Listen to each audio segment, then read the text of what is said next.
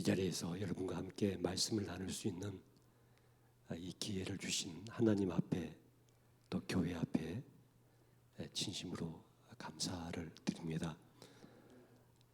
저는 CCC라고 하는 대학생 선교단체에서 25년간 간사로서 사역을 섬겼고 또 청주의 청주 주님의 교회를 개척을 해서 15년간 목회 사역을 감당을 해왔습니다.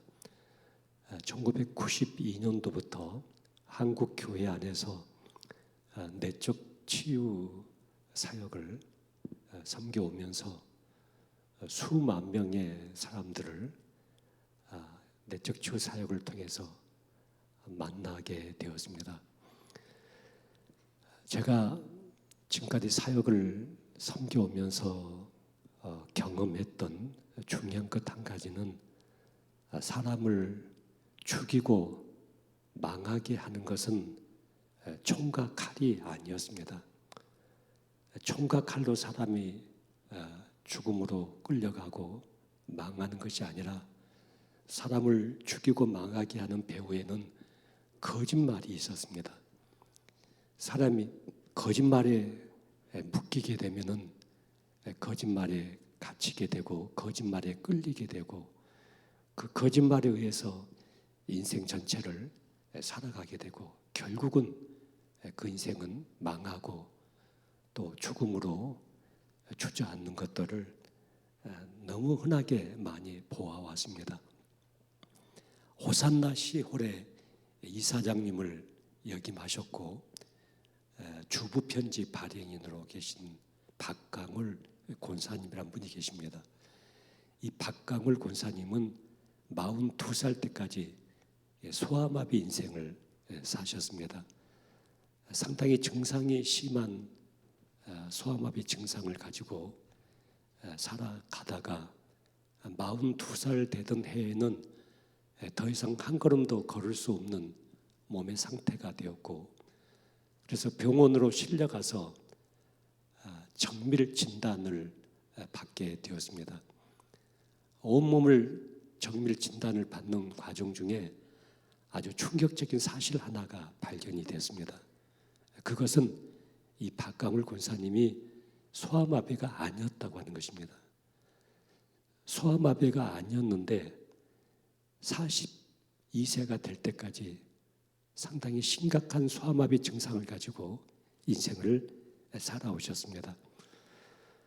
의료진들이 정밀 진단한 결과를 보니까 어렸을 때 골반뼈가 한번 접골이 됐었는데 그 접골된 뼈를 맞춰놓지 않고 있다 보니까 점점 골반뼈가 위로 올라붙게 되었고 그게 굳어지고 그래서 소아마비와 증상이 거의 흡사한 증상을 가지고 42살까지 인생을 살아오게 됐다는 사실이 발견되었습니다. 이 박강울 권사님은 2살 때 다락방에서 놀다가 한번 떨어진 사고가 있었다고 합니다. 그 사고가 있고 난 다음에 이 아이의 몸에서 이상 증상이 나타나기 시작했고 그래서 부모님이 이 아이를 데리고 병원에 가서 의사 선생님에게 진단을 받게 되었습니다.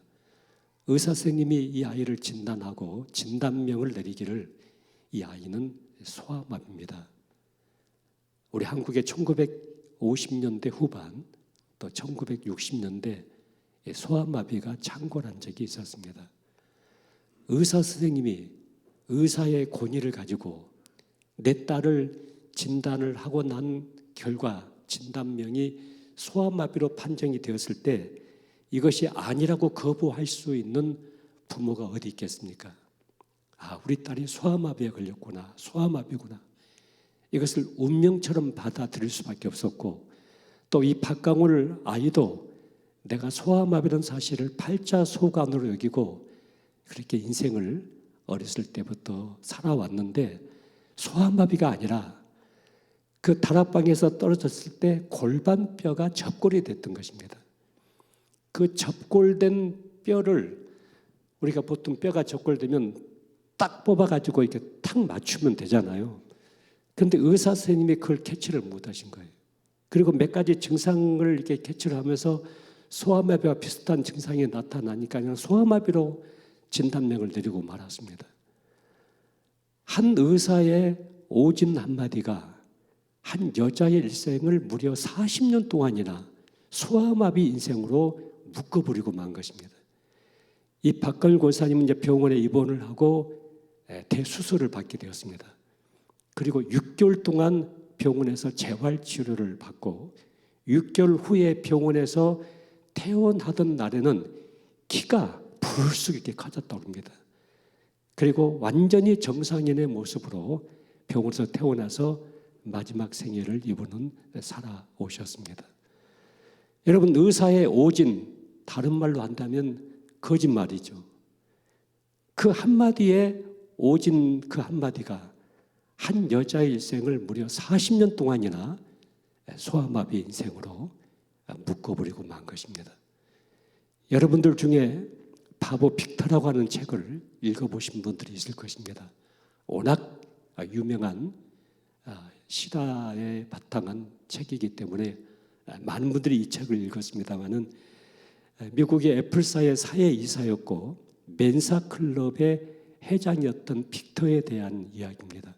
이 멘사클럽은 아주 IQ가 높은 미국의 최고의 CEO들만 모이는 그런 협회인데 그 협회의 회장을 이 빅터가 이제 나중에는 맡게 되었는데 이 빅터라는 사람이 왜 바보냐면은 IQ가 73이었습니다.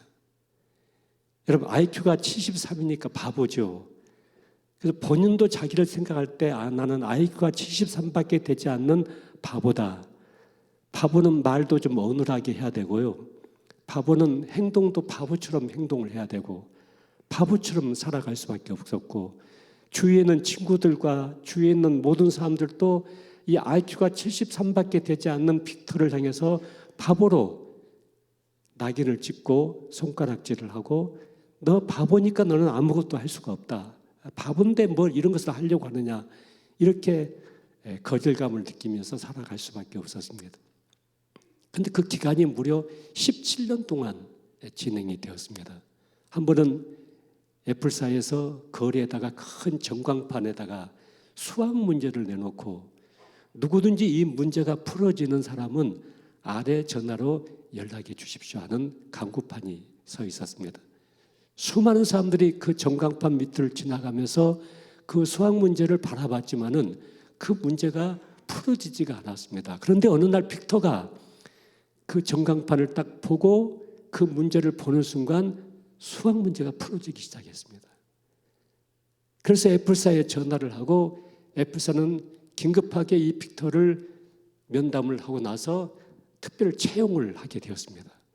그리고 아주 좋은 연구실을 하나 만들어주면서 당신 여기서 놀든지 먹든지 자든지 마음껏 하세요.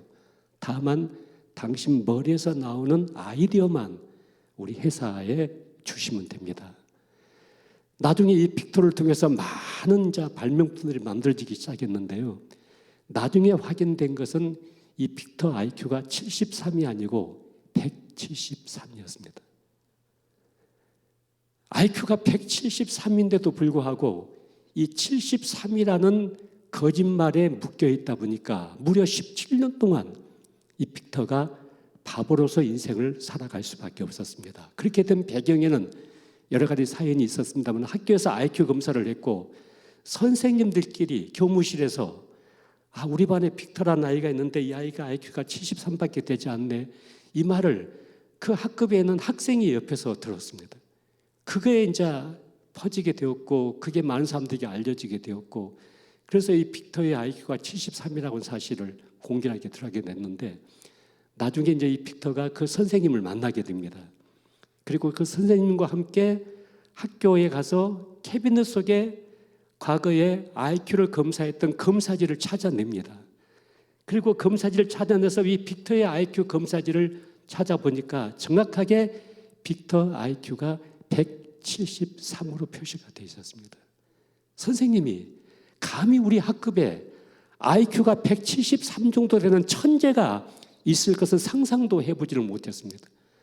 그리고 앞에 있는 일자는 눈에 안 들어오고 뒤에 있는 73만 딱 눈에 들어와가지고 이 선생님이 같은 옆에 있는 동료 교사에게 이 빅터 IQ가 73밖에 되지 않는다는 이 말을 옆에 있는 학생이 듣고 그것을 이제 알리게 돼가지고 그때부터 이 빅터 IQ가 73밖에 되지 않는 바보로 낙인을 찍히게 된 것입니다. 여러분, 이것은 박강울 권사님의 이야기만이 아니고 이 빅터의 이야기만이 아니라 여러분과 나의 이야기가 될 수가 있습니다. 우리가 어머니 태중 안에 있을 때부터 많은 권위자들을 만나게 됩니다. 특별히 강력하게 우리 인생에 가장 큰 영향을 끼친 분은 우리 부모님들이십니다. 우리가 태어나서 내 스스로 이게 진실인지 거짓인지를 분별할 수 없는 그런 상황 속에서 강한 권위를 가지고 있는 애언자들이 나에게 던져준 한 말들이 있습니다. 너는 안 돼. 너는 바보야. 너는 재수 없는 놈이야. 너는 밥값도 못해. 너는 하는 것마다 안 된다. 너는 무엇인가 시도하지 마. 너 같은 것은 쓸모없는 인생이야. 너는 태어나지 말았어야 될 존재가 아니냐.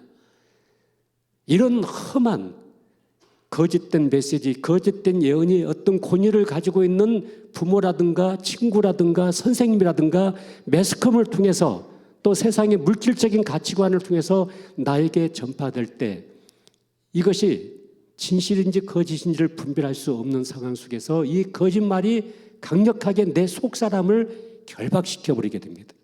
내 속사람을 가둬버리게 됩니다. 그리고 우리는 그 속사람이 그 결박된 상황 속에서 그 거짓말에 묶이고 거짓말에 끌려서 인생을 살아갈 수밖에 없습니다. 저는 7남매 중에 제 위에 형님이 한 분이 계시고 누님이 2분 계시고 제 밑에 여동생이 3이 있고 제가 한 가운데 이렇게 태어났습니다. 저희 부모님은 2분 다 농사를 짓는 분들이셨습니다. 저는 어머니에게 특별히 아버님은 이제 밖에서 활동을 하시고 어머니가 자녀들 교육을 이렇게 시키셨는데 저희 어머니가 계속해서 저에게 던져준 그 의식은 뭐냐면 출세해야 된다. 돈 많이 벌어서 이 부모들처럼 농사 짓지 마라. 나는 농사 짓는 삶을 살지 마라. 출세해야 된다. 제가 어렸을 때부터 가지고 있었던 꿈이 하나 있었는데 유일한 꿈은 내가 잘 돼가지고 우리 어머니를 기쁘게 해드려야 되겠다. 저는 어머니를 위해서 인생을 살아야 되겠다는 생각을 늘 가지고 어린 시절을 살아왔습니다. 조국이니 세계니 또 희망이니 무슨 비전이니 이런 단어를 제가 알지를 못했습니다. 저는 평범한 가난한 농사꾼의 아들로 태어났기 때문에 어떻게 하든지 먹고 살고 어떻게 하든지 돈을 좀 많이 벌어서 우리 어머니를 좀 행복하게 해드려야 되겠다. 그것이 내 인생의 절대적인 목표였습니다. 그런데 그 인생으로 얼마든지 끝나버릴 수 있는 저 자신의 인생이 제가 어느 날 예수님을 나의 구주, 나의 하나님으로 영접하게 되었습니다. 예수를 믿고 나서 제가 이제 성경을 읽고 성경을 공부하기 시작했습니다.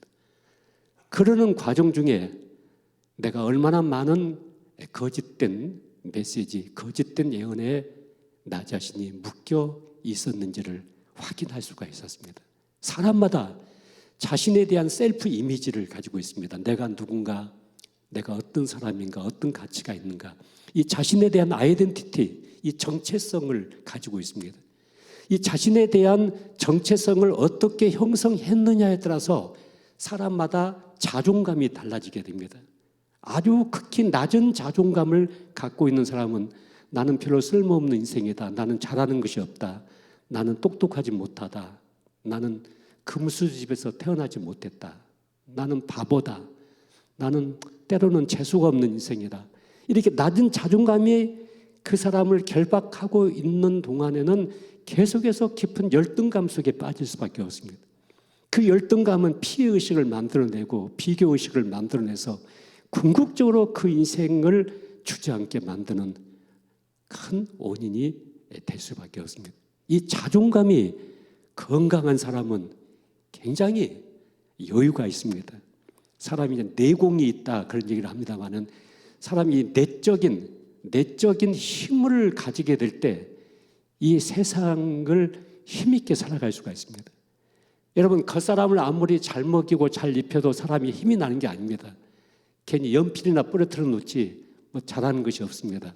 근데 정말 인생을 살아가면서 힘이 나와야 될 것은 겉사람이 아니고 속사람에게서 힘이 나와야 됩니다.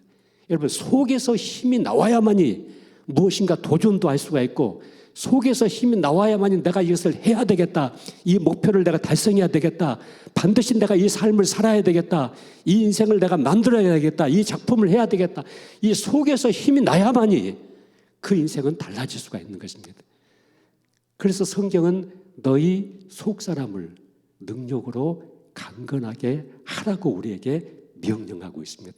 속사람이 병들어 있고, 속사람이 주저앉아 있고, 속사람이 절망하고 있고, 내 속사람의 자존감이 극히 낮은 상태에 있을 때 우리는 주님이 우리에게 약속하신 풍성한 삶, 흘러 넘쳐서 내 주위에 선한 영향력을 끼칠 수 있는 그런 삶을 우리는 절대 살아갈 수가 없는 것입니다.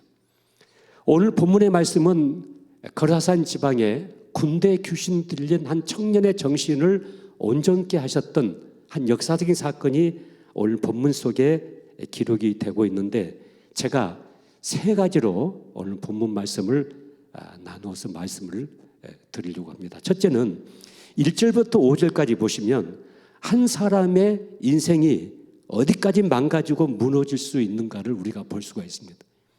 여러분, 이 청년은 나와의 관계, 나와 가족과의 관계, 나와 이웃과의 관계, 나와 하나님과의 관계, 이 모든 관계가 다 깨져버리고 말았습니다. 다 단절됐습니다. 그래서 무덤 사이에 지금 거처하면서 돌로 자기 몸을 자기가 자학하면서 나는 죽을 수밖에 없는 놈이다, 나는 절대로 인생을 살 희망도 없다, 나는 안 된다, 나는 나 자신도 나를 용서할 수가 없고 나 자신도 나를 용납할 수 없는, 그래서 나를 자학하고 나를 무시하고 나를 짓밟아버리는 그 인생으로 완전히 전락되고 말았습니다. 그런데 이 청년의 인생이 이렇게까지 망가지고 주저앉을 수밖에 없는 그 배후에 무슨 역사가 있다고 말하고 있죠? 귀신의 역사가 있다고 성경은 말합니다. 귀신에 의해서, 귀신에 들려서, 귀신에 붙잡혀서, 귀신의 영향력으로 말미암아 이 청년의 인생이 이렇게 주저앉고 이렇게 망할 수밖에 없는 상황에 처했던 사실을 오늘 성경은 우리에게 말씀하고 있습니다. 여러분, 귀신에 존재한다고 믿으십니까? 귀신 만나보셨습니까? 귀신 만나본 사람을 만나보셨습니까? 내가 귀신을 본 적도 없고 귀신을 만나본 적도 없기 때문에 고로 내 눈에 보이지 않기 때문에 귀신은 존재하지 않는다, 이렇게 무의식 속에 확신하는 분들이 워낙 많습니다. 교회 안에도 그렇습니다. 여러분, 눈으로 보여지는 것만이 존재하는 것이라고 생각하고 그렇다고 믿는다면 그건 얼마나 무지한 것입니까? 우리가 하나님이 영적인 존재시기 때문에 하나님을 눈으로 파악할 수가 없습니다. 그러나 믿음을 통해서 우리는 하나님의 존재를 확신하고 있습니다. 하나님이 계신다는 것을 확신하기 때문에 우리가 하나님께 오늘 이 시간 예배를 드릴 수가 있고, 또 하나님께 기도할 수가 있고, 하나님과 교제의 시간을 가질 수가 있는 것처럼 성경은 우리를 십자가의 군사라고 말하고 있습니다. 여러분, 군사라는 직함은 싸워야 될 적이 있다는 사실을 전제하고 군사라는 직함이 주어지게 있는데, 우리가 싸워야 될 적이 누군가? 그것은 우리 가족이 아니고 남편도 아니고 아내도 아니고 자식도 아니고 내 교우들이 아니라 우리가 싸워야 될 때는 이 세상 악한 영의 권세를 가지고 있는 이 귀신들, 이 악한 영들을 우리가 대적하기 위해서 주님은 우리를 십자가의 군사로 부르신 것입니다. 여러분, 귀신의 역사에 대해서 우리가 세 가지를 꼭 알고 있어야 되는데, 이것은 제가 오늘부터 이제 화요일까지 계속 말씀을 전하게 되는데 이 부분에 대해서는 더 구체적인 말씀을 제가 드릴 것입니다만은 세 가지를 꼭 알고 계셔야 됩니다. 첫째는 귀신의 존재를 인정해야 된다. 귀신의 존재를 인정해야 된다. 여러분, 사복음서 갈피를 보시면 예수님께서 귀신을 대적하시고 귀신을 제어할 수 있는 능력을 유임시켜서 제자들을 파송시키고 귀신을 쫓아내고 병을 낫게 하시고 귀신에게 시험을 받으시고, 여러분 계속해서 이 악한 영의 역사에 대해서 예수님은 우리에게 말씀을 하고 있습니다.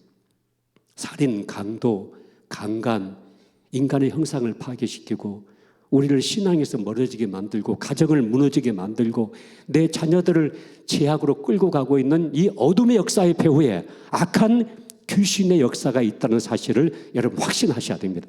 그래야만 여러분 영적 전쟁을 할 수가 있습니다. 두 번째는 귀신의 존재를 인정하지만 귀신의 능력은 부정해야 됩니다. 여러분, 빛이 가는 곳에 어둠은 물러갑니다. 우리는 예수 그리스도의 빛 대신 자녀입니다. 빛의 자녀입니다. 빛 대신 예수님이 우리 안에 영으로 살아계십니다.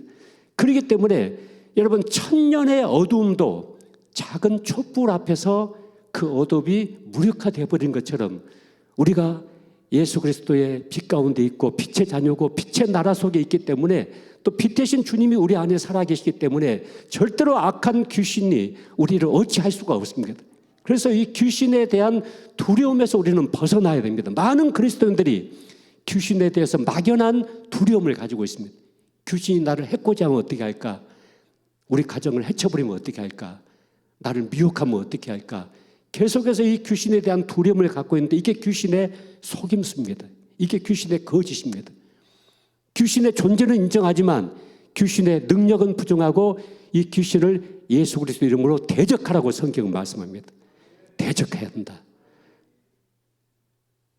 오늘 본문의 이 청년의 인생이 이렇게까지 망가지고 이렇게까지 비참해질 수밖에 없는 그 배후에 악한 귀신의 역사가 있었던 사실을 여러분 꼭 기억하셔야 됩니다. 두 번째로 오늘 본문의 6절부터 13절까지 보시면 이 기도 응답에 대한 강한 임팩트가 있습니다.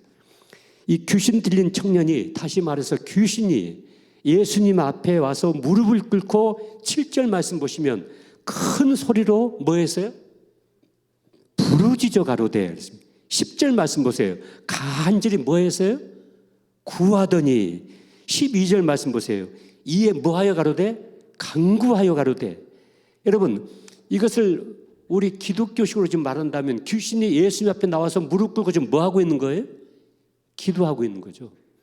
자기의 소원과 자기가 원하는 것을 지금 간절히 구하고 있어요. 간절히 기도하고 있어요. 간절히 부르짖어 간구하고 있어요. 이렇게 했더니 13절에 예수님께서 어떻게 하셨어요? 따라서 해보세요. 허락하신대. 예수님께서 이 귀신의 간구와 소원을 어떻게 하셨다고요? 허락하셨다고 말씀하십니다. 여러분, 이 말씀을 들으시면서 어떤 메시지가 여러분의 가슴을 칩니까? 귀신의 간구와 소원까지도 허락하신 주님이시라고 한다면은 피로 값주고 사신 내가, 구원받은 내가 하나님의 영광을 위해서, 하나님의 거룩한 꿈을 이루기 위해서, 우리 가정을 위해서, 사업장을 위해서, 교회를 위해서, 우리 조국을 위해서 내가 기도할 때 내 기도를 하나님께서 어떻게 하실 것인가? 응답하실 것을 믿으십니까? 내 기도를 들어주실 것을 믿으십니까? 여러분, 이 기도 응답에 대한 확신을 우리가 가지고 있어야만이 우리 안에 기도의 영성이 살아나게 돼요. 여러분, 음식도요, 먹어본 놈이 먹는다 그런 말이 있잖아요. 음식을 먹어본 사람이 먹듯이 이 기도도요, 기도 응답을 받아본 사람만이 계속 기도를 하게 돼요. 아, 내가 이렇게 기도했더니 하나님이 기도를 이렇게 응답하셨다. 이렇게 응답하셨다.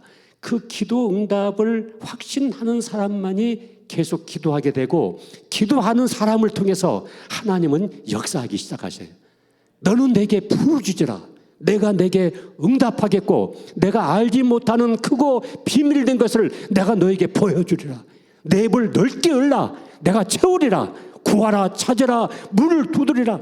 내게 구하는 자마다 가장 좋은 것으로 우리에게 허락하신다는 기도의 약속이 성경 구절 구절 속에 기록이 되고 있지 않습니까?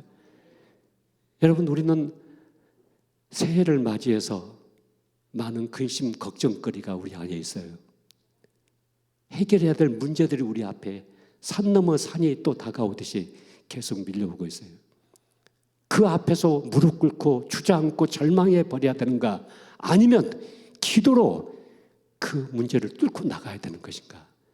주님은 우리가 이 땅에 머무는 동안 이 세상을 헤쳐나갈 수 있는 가장 강력한 특권을 우리에게 주셨는데 그게 기도의 특권입니다. 그럼 모세의 지팡이가 뭡니까? 그게 기도의 지팡이입니다. 기도입니다. 기도. 이 기도 응답의 확신을 여러분 가지시고 여러분 기도 생활을 점검을 하셔야 돼요. 내가 작년에도 기도했고 재작년에도 기도했고 과거에 기도했다. 거기서 머물지 마시고 이제 금년에 내 인생 속에서 한 번도 경험할 수 없었던 기도 응답을 내가 받을 것이다. 기도를 응답해 주실 것이다. 하나님 내 기도를 들어주실 것이다. 이런 확신을 가지고 이 새해를 살아내시기를 바랍니다. 여러분 제가 목사님께 이 집회 요청을 받고 기도를 많이 했습니다. 내가 이 삼척 금빛교회를 가야 될 것인가 말아야 될 것인가. 여러 교회에서 집회 요청을 저에게 합니다마는 제가 많이 응답하지 않습니다. 제가 가지 않습니다. 그런데 계속 기도하는데 하나님 제가 금빛교회 가야 됩니까? 하고 계속 기도했습니다. 근데 주님께서 저에게 말씀하시기를 한 사람이라는 글을 딱 떠오르게 하셨습니다. 한 사람, 한 사람. 한 사람을 위하여 이 금빛교회를 가야 된다고 주님 저에게 말씀하셨습니다. 그래서 제가 응답받고 왔습니다. 제가 한 사람을 위해서 이 집회를 왔습니다. 그 한 사람이 누군지는 모르겠습니다만은 여러분 한 분 한 분이 그 한 사람이 되시기를 바랍니다. 그런데 그 한 사람이 어떻게 바뀌어져야 되냐면 하나님께서 인생의 판을 바꾸신다고 말씀하셨습니다. 새 판을 짜겠다고 말씀하셨습니다. 인생의 전반전과 후반전을 나누어서 이번 이 내적 주 부흥 사경회를 기점으로 해서 그 한 사람은 인생의 전반전은 끝나고 인생의 후반전을 시작하게 할 것이라고 주님 저에게 확신을 주셨습니다. 여러분 한 분 한 분이 그렇게 되실 것입니다. 여러분 전반전에 아무리 골을 많이 먹어도 후반전에 판이 뒤집어져 가지고 더 역전을 해버리면 그 인생은 완전히 달라질 수가 있는 것입니다. 여러분 작년까지 여러분 인생이 실패하고 주저앉고 좌절하고 낙심하고 절망하고 무엇인가 안 되고 상처와 아픔이 있었고 손을 대는 것마다 뭐가 이루어지지 않고 그런 인생일지라도 이제 하나님께서 이번 이 집회를 통해서 판을 바꾸셔서 새 판을 짜셔서 여러분 인생을 역전을 하게 하시면 여러분 인생의 후반전은 완전히 새로워지게 될 것입니다. 여러분 이 사실을 확신하셔야 됩니다. 우리가 예수님을 나의 구주, 나의 하나님이 영접하는 순간 우리가 거듭나버리고 하나님의 자녀가 되고 천국의 백성이 되는 그 엄청난 사건이 있는 것처럼 이번 이 3일 동안 이 집회를 통해서 여러분 인생의 후반전이 시작이 되는 것입니다. 전반전에 내 인생은 슬픔, 좌절, 절망, 낙심, 상처 이런 모든 것들이 어우러졌었다고 한다면 하나님께서 이제 판을 바꾸셔서 새 판을 짜시고 내 인생의 후반전을 여기서부터 시작하실 것입니다. 그런데 어디서부터 시작할 것인가? 우리의 기도의 영성을 새롭게 회복하는 데서부터 하나님은 시작하실 것입니다. 여러분 하나님은요 기도를 하지 않는 자에게 아무것도 움직이지 않으십니다. 여러분 하나님은 우리를 하나님의 형상대로 창조했다는 얘기는 우리를 인격적인 존재로 창조했다 그 말이 포함되어 있습니다. 영적인 존재로 인격적인 존재로 우리를 창조했다는 말이 포함되어 있습니다. 인격이라고 하는 것은 강요하지 않습니다.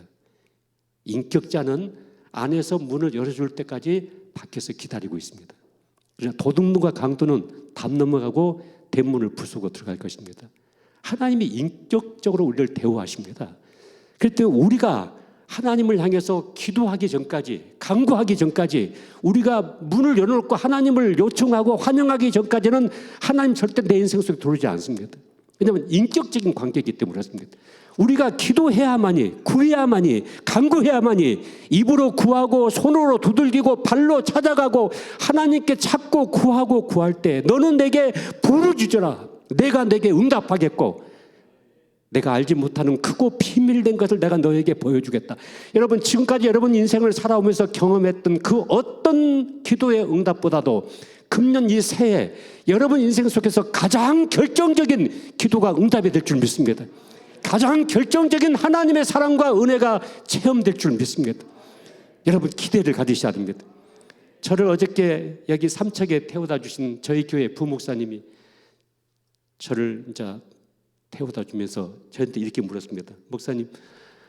목사님은 이렇게 집회를 가실 때 떨리세요? 긴장이 되세요? 저한테 그렇게 물었습니다. 왜냐하면 유명한 가수들도 콘서트를 앞에 두고 굉장히 긴장을 하고 막 떤다고 그러는데 목사님은 이렇게 집회를 가시면서 어떠세요? 그래서 제가 뭐라고 대답했냐면 아니 나는 기대가 된다 그랬습니다. 나는 기대가 되고 설렌다. 하나님께서 이번 집회를 통해서 무슨 일을 행하실지, 어떤 사람을 새롭게 변화시키실지, 어떤 한 사람을 하나님께서 새로운 인생으로 판을 바꾸실지 나는 기대가 된다. 나는 설렌다. 그렇게 제가 우리 부목사님에게 말씀을 드렸더니 그분이 한 얘기가 역시 목사님은 연예인들과는 다르시네요. 예. 여러분이 확신하셔야 됩니다. 하나님께서 반드시 이번 이 집회를 통해서 그냥 평년 매년마다 하는 부흥회가 아닙니다. 그런 부흥회 하려면 저 같은 사람 이곳에 오지 않았습니다. 다른 부흥사들 너무 많습니다. 그런데 하나님께서 여러분 한 사람의 인생의 판을 바꾸시기 위해서 하나님은 저를 이곳에 보내신 줄 믿습니다. 자, 한 가지 세 번째로 말씀을 드리겠습니다.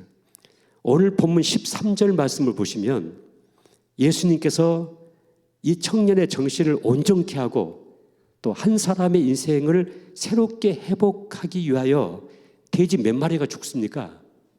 2,000마리 돼지떼가 바닷속에 몰살당하고 말았습니다. 저는 예수 믿고 성경을 공부하면서 이 성경 말씀을 받아들일 수가 없었습니다. 이 성경 말씀이 수용이 되지가 않았습니다. 이해가 되지 않았습니다. 제가 이제 시골 농촌에서 살았기 때문에 저희 어머니 아버지가 집에서 농사를 지으면서 돼지를 키우셨어요. 돼지 몇 마리를 키워가지고 그거 키워서 우리 자녀들 학비 대주셨어요. 그거 키워서 팔아가지고 우리 공부했거든요. 그래서 돼지 한 마리가 가지고 있는 물질적인 가치가 얼마나 크다는 것을 제가 어렸을 때부터 굉장히 피부에 가깝게 그렇게 경험하면서 살았거든요. 그런데 돼지 2,000마리를 한 청년의 정신을 온전케 하기 위해서 바닷속에다 몰살시키고 말았다. 여러분 이 말씀 이해가 되세요? 수용이 되세요? 기독교가 비인도주의적이고 비현실적이고 예수님의 경제적인 개념이 없어가지고 이게 실수하신 것이 아닌가? 뭔가 성경이 좀 잘못된 것이 아닌가? 이런 의문을 가질 수밖에 없었습니다. 여러분 돼지 2,000마리는 엄청난 물질입니다. 제 친구 장로님이 계시는데 돼지 농장을 크게 하는 분이 계셔요. 그래서 이제 그 장로님에게 제가 물어봤어요. 장로님 돼지 한 마리 요즘 출하가격이 얼마나 돼요? 그랬더니 보통 돼지를 출하할 때 100근짜리 정도로 키워서 출하를 한답니다. 100근이면 60kg거든요. 그런데 60kg 정도를 보통 출하를 하는데 평균적으로 따지면 한 50만 원 정도 한다고 합니다. 돼지값이 폭락하면 더 밑으로 쏙 내려가기도 하지만은 또 높아질 수도 있지만은 평균 따지면 돼지 한 마리 출하 가격이 한 50만 원 정도 든다고 합니다. 그러면 돼지 2,000마리를 여러분 현 시가로 계산을 해보세요. 50만 원 곱하기 2,000마리 해보십시오. 얼마입니까? 10억입니다. 여러분 10억. 10억이란 돈은요 엄청나게 큰 돈입니다. 여러분 돼지 2,000마리 잡아 눕혀놓고 물만 좀 많이 부으면 삼척 시민이 따로 국밥을 한 그릇씩 다 먹을 수 있을 만큼 이건 엄청난 물질입니다. 그런데 예수님께서 한 청년의 정신을 온전케 하기 위해서 이 돼지 2,000마리를 바닷속에다 몰살시키고 말았다. 여러분 이 말씀 이해가 되십니까?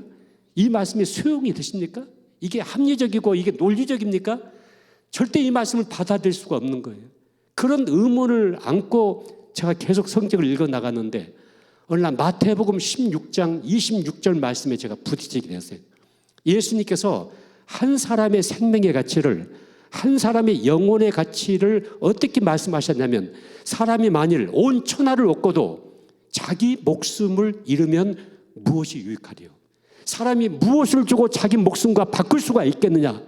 예수님께서 한 사람의 생명의 가치를, 한 사람의 영혼의 가치를 어떻게 보고 계셨냐면 온 천하를 죽어도 이 목숨과 바꿀 수가 없다. 온 천하를 죽어도 이 한 사람의 영혼과 바꿀 수가 없다. 예수님은 그렇게 말씀하셨습니다. 여러분 만약에 돼지 10만 마리를 죽여가지고 나를 구원해낼 수 있다고 한다면 절대 하나님의 인카네이션 하실 이유가 없잖아요. 여러분, 하나님 말씀으로 모든 만물을 창조하신 분이기 때문에 돼지 10만 마리 만들어서 죽이고 구원하고 만들어 죽이고 구원하고 만들어 죽이고 구원하시지, 왜 하나님이 인간의 몸을 입고 이 땅에 오셔서 하늘과 땅 사이 메어 달리셔서 십자가에 매달려 죽어가셔야 될 이유가 어디 있겠습니까? 여러분, 돼지 10만 마리를 죽였어도 100억을 주고 1000억을 주고도 내 영혼을 구원해낼 수가 없기 때문에 모든 만물을 창조하신 하나님이 인간의 몸을 입고 이 땅에 오셔서 나를 대신해서 십자가에 메어 달려 죽으심으로 나를 구원해신 사건이 바로 기독교의 복음의 핵심 사건 아닙니까? 나라는 존재가 세상적인 물질적인 가치관을 통해서 나를 보게 될 때 내가 과연 얼마짜리 존재인가? 나는 얼마짜리 의미가 있는 것인가? 사람은 한 사람의 인생을 평가할 때 연봉이 얼마냐, 몇 평짜리 아파트 살고 있느냐, 무슨 자동차 타고 다니냐, 일 가지고 사람들을 평가하는데 여러분, 그것은 가짜죠. 진짜 사람들을 평가할 때 그 사람의 존재와 의미와 가치, 인생은 어디서 왔으면 무엇을 하다가 어디로 가는 존재인가? 황금빛 빛나는 저 무덤 뒤에는 누가 사는 것일까? 이 말은 시인 하이네가 읊었던 시의 한 구절입니다만은, 내가 누군가, 나는 어디서 왔는가, 나는 어떤 의미가 있는가, 나는 어떤 가치가 있는가, 나는 무슨 목적을 위해서 인생을 살고 있는가. 여러분, 하나님의 말씀과 십자가를 통해서 봐야만이 거기 진짜 내가 있고 내 존재의 의미가 거기에 있습니다. 십자가를 통해서 나를 봐야만이, 다른 것은 전부 다 가짜예요. 내 부모님이 나에 대해서 말했던 것들, 세상의 물질적인 가치관이 나에 대해서 말했던 것들, 스펙이 나에 대해서 말했던 것들, 이거 전부 다 가짜예요. 진짜는 나를 창조하시고 나를 하나님의 형상대로 창조하시고 나를 구원하기 위하여 예수 그리스도를 이 땅에 보내주신 그 하나님의 눈을 통해서 나를 볼 때, 성경을 통해서 나를 볼 때, 십자가를 통해서 나를 볼 때 거기 진짜 내가 있는 거예요. 다른 모습은 전부 다 가짜예요. 제가 이 말씀을 깨달으면서 돼지 2000마리를 허비해 가면서라도 한 청년의 정신을 온전케 할 수밖에 없었던 예수님의 이 사역을 비로소 제가 이해할 수 있게 되었습니다. 그러면서 제가 어느 날 거울 앞에 섰습니다. 거울에 비춰진 내 모습을 내가 바라보면서 내가 나에게 이렇게 외쳤습니다. 아무개야, 너는 보통 사람이 아니다. 너는 돼지 2000마리가 문제가 아니고 10억이 문제가 아니고 100억이 문제가 아니고 1000억이 문제가 아니라 온 천하를 주고도 너의 영혼을 구원해낼 수가 없기 때문에 이 천하 모든 만물을 창조하신 하나님이 인간의 몸을 입고 이 땅에 오셔서 너를 대신해서 십자가에 죽어가신 것이다. 거울에 비춰진 내 모습을 내가 바라보면서 내가 나를 향해서 그렇게 외치기 시작했을 때 내가 너무나 소중해지기 시작했습니다. 너무나 귀하기 시작했습니다. 그래서 내가 나를 꼭 끌어안았습니다. 나는 소중하다. 나는 고귀하다. 그러면서 신음처럼 내 입에서 한마디가 터져 나왔는데, 나는 그럭저럭 살 수 없다. 이렇게 소중한 나라면, 이렇게 소중한 가치가 있는 나라면, 이렇게 절대적인 가치가 있는 나라고 한다면 내가 어떻게 내 인생을 그럭저럭 살란 말인가? 나는 위대하게 살고 싶다. 나는 가치 있게 살고 싶다. 나는 인생을 멋있게 살고 싶다. 이 작은 사건 하나 때문에, 이 작은 상처 하나 때문에 여기에 묶여가지고 인생을 사는 것이 아니라 나는 주님을 바라보고 십자가를 바라보면서 나는 내 가슴을 더 넓게 펴서 주님이 나를 통해서 무슨 일을 행하실 것인지를 향해서 내 인생을 찾아가야 되겠다. 그 순간부터 내 인생의 AD와 BC가 갈라지듯이 내 인생은 완전히 새로워지기 시작했습니다. 여러분, 충청북도에서 목사의 신분으로 국민훈장을 받은 사람은 저 하나 있다고 합니다. 제가 국민훈장을 받았습니다. 별로 놀라지 않으시죠? 국민훈장이 뭔지도 모르시죠, 여러분요? 평범한 가난한 농사꾼의 아들로 태어난 내가, 그리고 평생 동안 캠퍼스에서 전도자로 살았던 내가 어떻게 국민훈장까지 제가 받을 수 있었는가? 여러분, 내 자존감이 바뀌어졌기 때문입니다. 극히 낮은 자존감에서 이 성경을 근거로 해서 십자가를 전제로 해서 주어진 그 건강하고 높은 자존감으로 내가 형성되기 시작할 때 세상이 다르게 보이기 시작했습니다. 그리고 도전적이고, 여러분, 하나님의 형상대로 우리를 창조했다는 얘기는 우리 안에 신적인 능력을 담아놨다, 그 말씀입니다. 내 안에 신적인 능력이 담겨져 있고 신의 성품도 내 안에 담겨져 있습니다. 그래서 사람이 잘 되면 천사보다 더 잘 되고요, 못 되면 짐승보다 못해진다고 하잖아요. 여러분 안에 신적인 성품이 담겨져 있어요. 그리고 여러분 안에 신의 능력이 담겨져 있어요. 여러분, 사람이요 못할 일이 없어요. 제가 어제 삼척을 읽고 오면서 보니까 굉장히 많은 터널들을 지나오는 거예요. 이 터널들을 어떻게 사람들이 다 뚫었을까 생각해 보면서 내가 마음속에 사람이 못할 일이 없다, 사람이 뜻만 세우면 못할 일이 없다. 여러분도 마찬가지예요. 나는 안 된다, 못한다, 할 수 없다, 가능성이 없다, 이 사업은 안 될 것이다, 난 직장생활 실패할 것이다, 우리 부부관계 깨질 것이다, 난 자녀를 잘못 키울 것이다, 나는 결혼도 못할 것이다. 이건 전부 다 거짓말이에요. 하나님은 할 수 있거든요. 무슨 말이냐, 믿는 자에게는 능치 못함이 없다. 할 수 있다. 너도 할 수 있다. 너도 새로운 것을 할 수 있다. 여러분, 한 우물을 파는 것은 매우 잘못된 거예요. 왜 한 우물을 계속 파고 있냐면 물이 안 나오니까 그 우물을 계속 파고 있는 거죠. 물이 안 나오면 다른 우물을 파봐야죠. 이 우물도 물이 안 나오면 또 다른 우물도 파봐야죠. 새로운 일에 도전도 해봐야죠. 번데기 장사 하다가 안 되면 콩나물 장사 해보고 말이죠. 콩나물 장사 안 되면 엿장사도 해보고 말이죠. 뭔가 새로운 도전을 좀 해봐야 되지 않겠습니까? 그런데 물도 안 나오는 우물을 계속 파고 앉아있으니까 그 인생이 평생 주저앉고 말잖아요. 나는 주님을 위해서 위대한 일에 도전을 해야 되겠다. 내 속에 무한한 신적인 능력을 나는 끌어내야 되겠다. 그리고 하나님을 위해서 사용해야 되겠다. 여러분, 할 수 있습니다. 여러분은 새로운 일을 할 수가 있습니다. 여러분 인생은 새롭게 삶을 영위해 갈 수가 있습니다.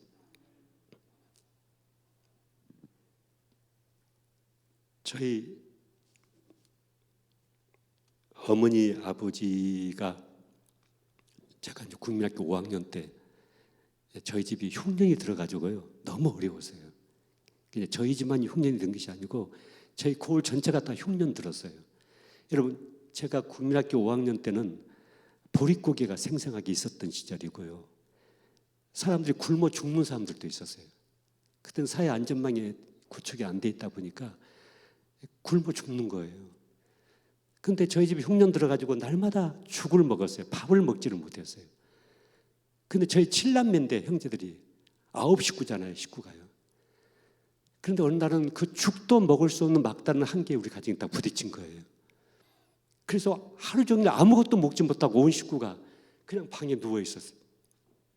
근데 어둠이 깔리는 저녁 시간에 어머니가 일어나셔서 밖으로 나가셨어요. 그리고 깜깜한 밤중에 어디선가 식량을 조금 구해가지고 오셨어요, 어머니가. 그 가지고 온종일 굶은 저희 자식들에게 죽을 끓여서 먹였어요. 그 다음날 아침에 제가 일어나가지고 물을 먹기 위해서 우물가를 갔어요. 저희 집 우물은 부엌 바로 밖에 있는 이렇게 두레박을 옛날에 이렇게 던져가지고 물을 길어 먹는 우물이었어요. 제가 물을 이렇게 먹다가 부엌 쪽을 보는데 저희 어머니가 부엌에서 불을 떼시다가 이렇게 머리에 쓰고 계셨던 수건을 이렇게 벗어서 수건을 이렇게 털고 다시 수건을 이렇게 고쳐 쓰시는데, 옛날 시골 어머니들이 이제 부엌에서 불 떼시다 보면 불티가 머리에 튈까봐 수건을 쓰고 이제 불을 떼시잖아요. 근데 수건을 이렇게 털어서 고쳐 쓰시는데 어린 제 눈에 충격적인 장면 하나가 딱 목격이 된 거예요. 그게 뭐였냐면 저희 어머니는 처녀 때부터 한 번도 자르지 않은 긴 머리카락을 갖고 계셨어요. 곱디고 온 긴 머리카락을 저희 어머니는 너무나 소중하게 간직을 하셨는데 그 머리카락이 싹둑 잘라지고 만 거예요. 그래서 제가 두레박을 우물에 던지고 부엌에 뛰어들어가서 엄마의 치마를 붙잡고 엄마 머리카락이 없어. 머리카락이 잘라졌어. 제가 자꾸 어머니에게 때를 썼어요. 근데 저희 어머니가 저를 자꾸 밀치면서 부엌에서 나가라고, 너는 알 바 아니라고 자꾸 밀어내는 거예요. 제가 끝까지 엄마의 치마를 붙잡고 엄마 머리카락이 잘라졌어요. 머리카락이 없어요. 제가 자꾸 엄마에게 이렇게 물었어요.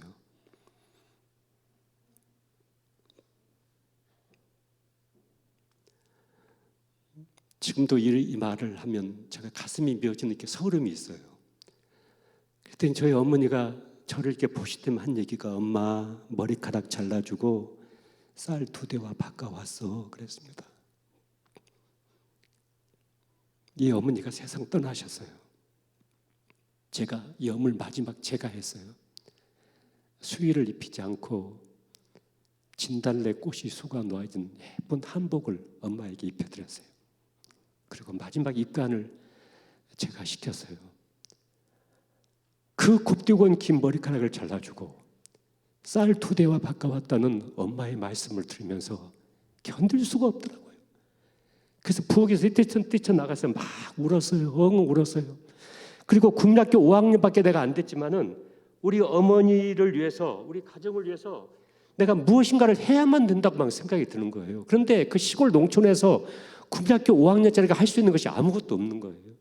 그렇게 우울한 며칠 동안의 시간을 보냈는데 저희 동네 친구를 만났어요. 근데 그 친구 아버지가 2달 전에 동네 앞길에서 버스에 치여서 세상을 떠나셨어요.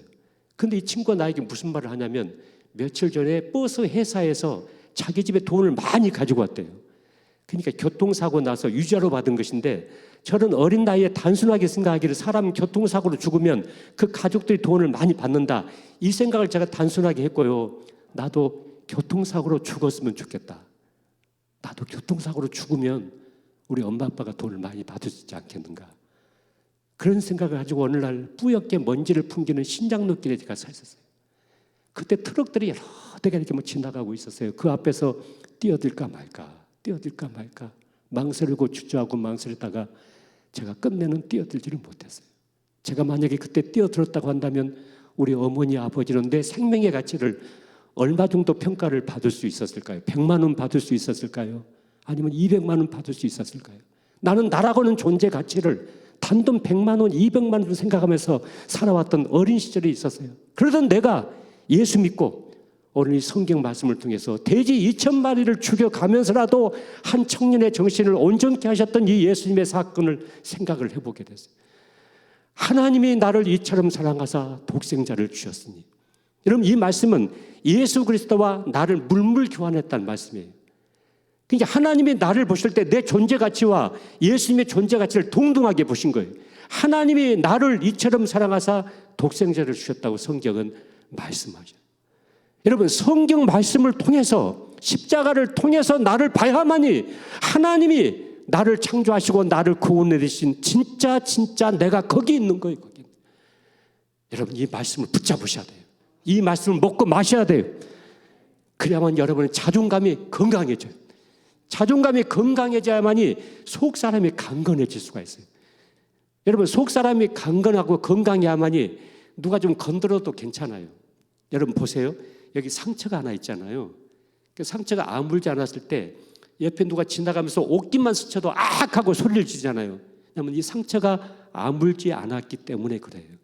근데 상처가 다 아물어버리면 누가 때려도 누가 건드려도 웃어버리고 끝날 수가 있어요.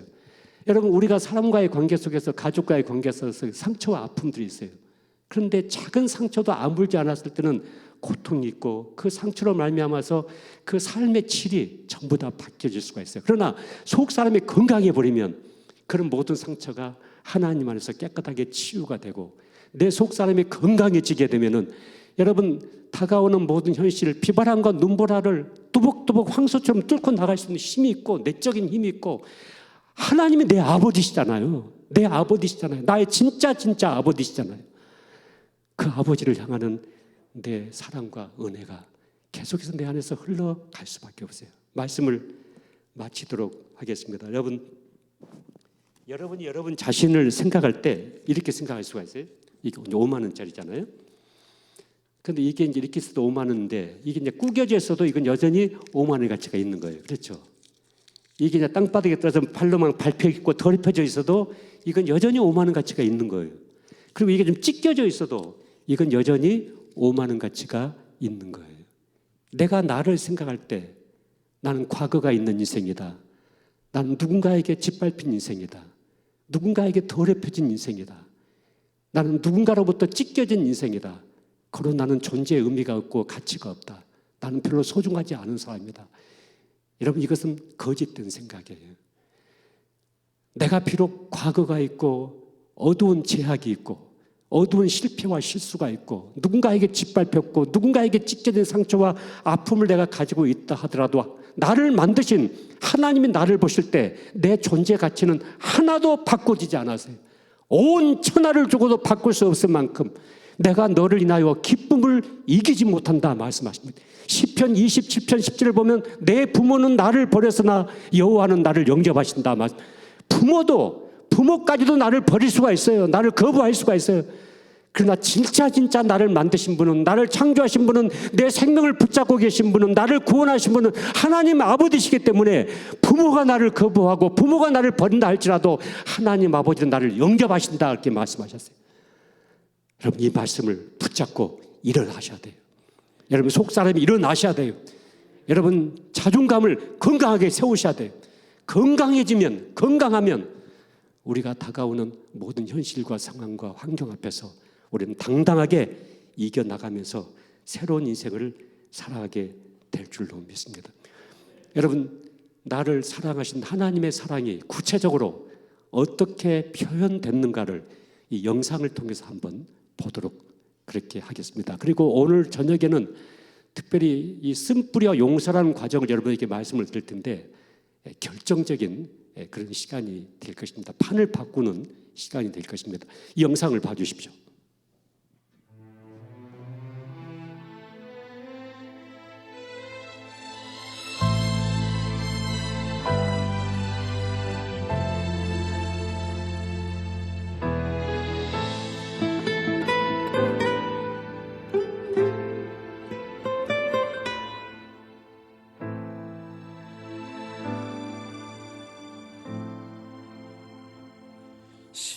십자가를 등에 지고 병정들을 이끌려 주님 갈보리의 길을 걸을 때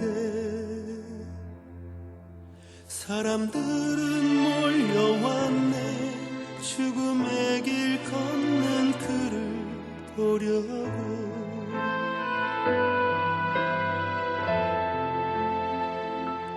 가시멸 유환을 쓰신 주를 조롱하였네. 채찍 소리에 흥겨워하면서 그들은 소리쳤네. 자칭 메시아를 못 박으라고. 사랑하는 제자마저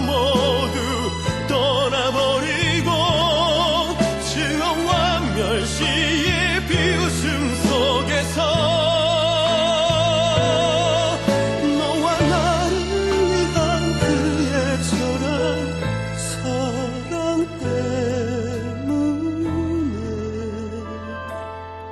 주님은 그 길을 걸어가셨네. 갈보리 길.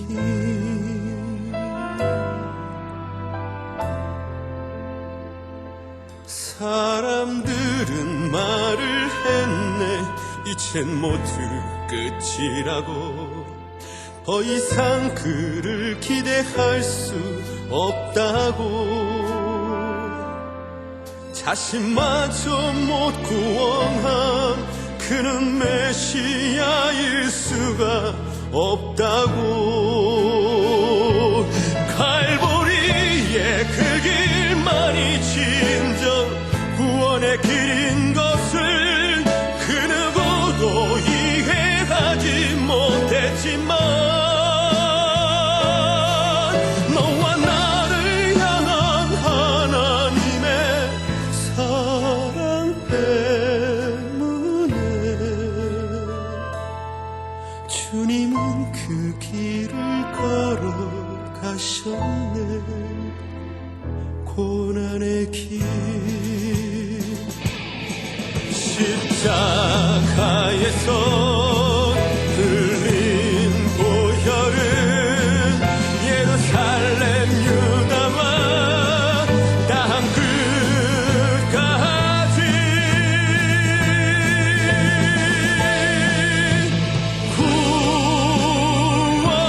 구원의 강물이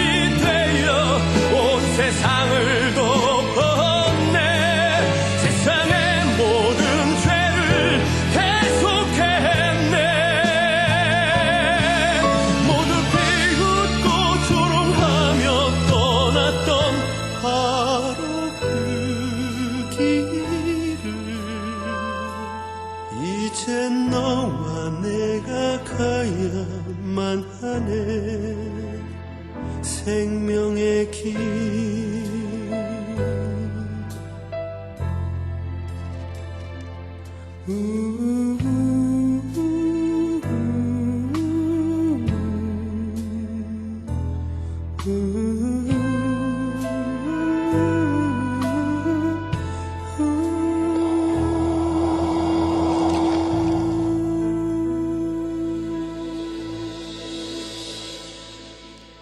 그가 찔림은 우리의 허물을 인하며 그가 상함은 우리의 죄악을 인함이라.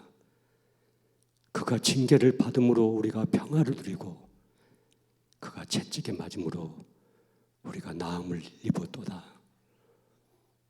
엠말인가 왜 너넨가 주 돌아가셨나. 이 벌레 같은 날 위하여 그 은혜 받으셨나. 여러분 십자가를 바라보시면서 여러분 두 손으로 여러분 자신을 한번 꼭 이 시간 껴안아 보세요. 주님이 나를 안아주신다는 믿음을 가지고 나를 꼭 한번 안아줘 보세요. 나는 슬픈 인생이 아니에요. 나는 버림받은 인생이 아니에요. 나는 고아가 아니에요. 주님이 내 아버지세요. 주님이 나와 함께하고 계세요. 그리고 주님께서 내 판을 바꾸기를 원하세요. 새 판을 짜기를 원하세요. 주님이 이 집회가 내 인생의 전반전과 후반전을 나누는 하프타임이 되기를 원하세요. 여러분 자신을 꼭 끌어안고 주님이 나에게 하시는 말씀들을 여러분 입으로 여러분 자신에게 한번 해보세요. 아무개야, 내가 너를 사랑한다. 너는 내 것이다. 너는 내 딸이다. 너는 내 아들이다. 내가 너와 함께 할 것이다. 이 세상에 어떤 것도 너를 바꿀 수가 없다. 너를 떠나지 않을 것이다. 너의 모든 죄를 흰 눈처럼 흰 양털처럼 깨끗하게 씻어줄 것이다. 내가 너를 구속하였다. 참으로 나의 의로운 오른손은 너를 붙잡고 너를 도와주리라. 너의 지경을 넓히리라. 너의 기도를 응답하리라. 주님이 나에게 하시는 말씀들 여러분 입으로 고백을 해보세요.